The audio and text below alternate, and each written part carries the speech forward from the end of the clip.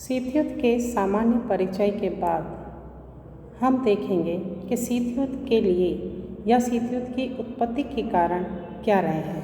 क्या ऐसे कारण उत्तरदायी रहे हैं जैसे जिस कारण शीत युद्ध जैसा माहौल अंतर्राष्ट्रीय राजनीति में हो गया।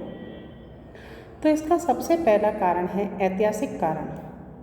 ऐतिहासिक कारणों में यह है कि पश्चिमी राष्ट्र द्वारा सोवियत संघ को समाप्त करने का प्रयत्न किया गया, क्योंकि साम्यवाद जो कि एक विशेष विश्वव्यापी आंदोलन बन चुका था और उसका एकमात्र लक्ष्य था पूंजीवाद को समाप्त कर पूरे विश्व में साम्यवाद का प्रसार करना।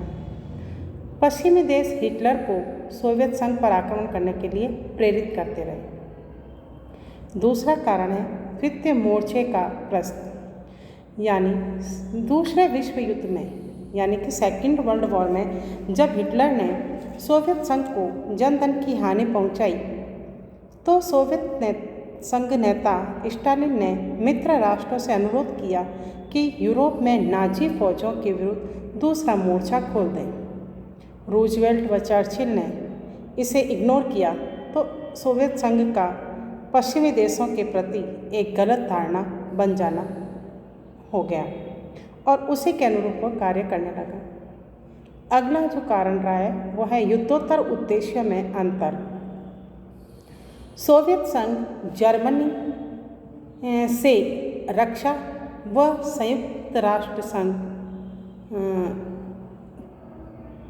का जर्मनी से रक्षा और अमेरिका या पश्चिमी राष्ट्र जर्मनी की पराजय से सोवियत संघ का शक्तिशाली होने का भय था। मतलब यह है कि सोवियत संघ जर्मनी से अपनी स्वयं की रक्षा कर रहा था और अमेरिका या पश्चिमी राष्ट्र ये सोच रहे थे कि जर्मनी की अगर पराजय हो गई तो सोवियत संघ का शक्तिशाली होने का खतरा उत्पन्न हो जाएगा, भय उत्पन्न हो जाएगा। तो एक तरफ तो साम्यवादी प्रसार को रोकना था तो दूसरी तरफ पूंजीवाद के प्रसार को वो रोकना चाह रहा था। एक पक्ष साम्यवाद को रोकना चाह रहा है और दूसरा पक्ष पूंजीवाद के प्रसार को रोकना चाह रहा है। अगला बिंदु है सोवियत संघ द्वारा याल्टा समझौते की अवहेलना। 1945 में 1945 में याल्टा सम्मेलन हुआ। उसमें रूजवेल्ट, स्टालिन, चर्चिल इन तीनों के बीच में कुछ समझौते हुए, लेकिन ये लोग एक दूसरे के प्रति अपने जो वचन थे उन एक दूसरे के प्रति मुकरने लगे तो पश्चिमी राष्ट्रों का सोवियत संघ के प्रति संदेह उत्पन्न होने लगा। अगला जो बिंदु है वो है सोवियत संघ द्वारा बाल्कन समझौते का अतिक्रमण। बाल्कन समझौते की उपेक्षा करते हुए सोवियत संघ ने साम्यवादी दलों की खुलकर सहायता की और वहाँ सर्वहारा वर्ग का अधिनायक स्थापित कर दिया। तो इस कृत्य से या इस कार्य से पश्चिमी देशों का सोवियत संघ से के प्रति नाराज होना स्वाभाविक हो गया था। फिर है ईरान से सोवियत सेना का न हटाया जाना। बाद में ये वर्षों में ईरान से सोवियत सेना का हटाना सोवियत संघ के लिए ज़रूरी था, लेकिन उसने बाद में भी नहीं हटाया। फिर यूएनओ के दबाव के फलस्वरूप उसने अपनी सेनाएं हटाई तो पश्चिमी देश सोवियत संघ के खिलाफ हो गए। फिर है यूनान में सोवियत संघ का हस्तक्षेप। यूनान जो ब्रिटेन के अधिकार क्षेत्र में था और उस अधिकार क्षेत्र में उसने युद्ध से ब्रिटेन की स्थिति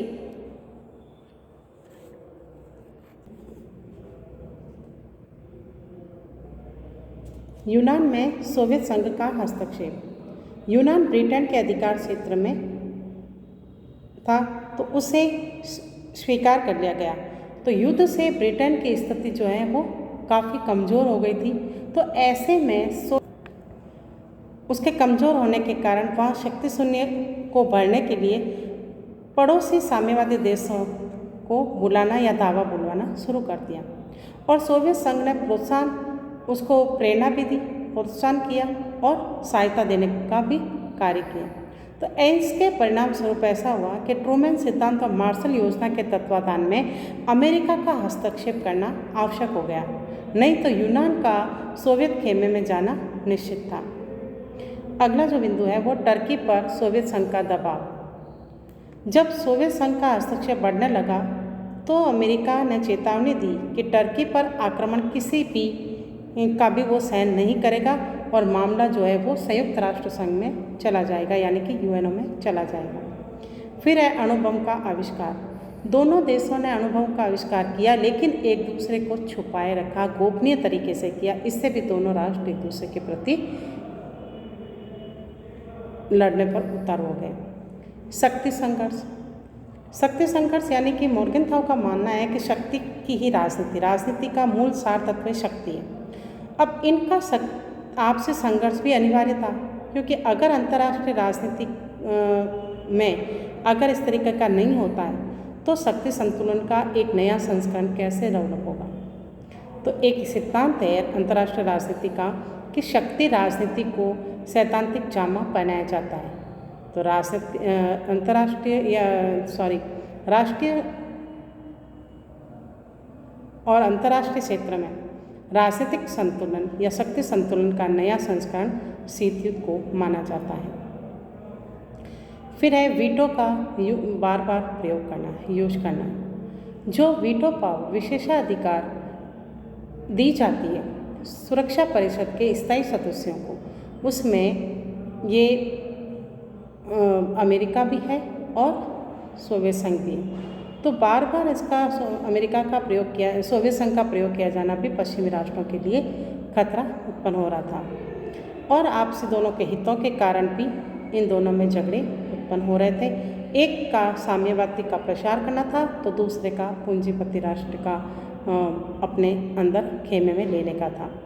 तो हित संघर्ष भी इसका एक मूल कारण रहा है। एक अन्य कारण है अपना कि सोवियत संघ द्वारा यूएसए के विरोधी प्रचार अभियान करना। एक सोवियत संघ अमेरिका के विरोध में प्रचार कर रहा है तो अमेरिका सोवियत संघ के विरोध में प्रचार कर रहा है।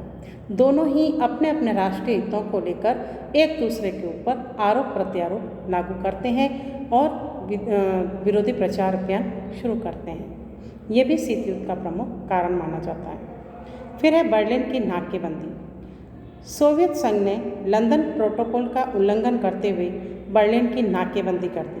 तो पश्चिमी राष्ट्रों ने यूएनओ में सोवियत संघ की शिकायत की और अंतर्राष्ट्रीय शांति व सुरक्षा के लिए इसे घातक माना। इस प्रकार हमने देखा कि शीत युद्ध के लिए बहुत सारे कारण उत्तरदायी रहे हैं। उनमें से बहुत सारे कारणों का हमने जिक्र किया है और आगे हम इसका शीत युद्ध के बारे में जानकारी लेंगे।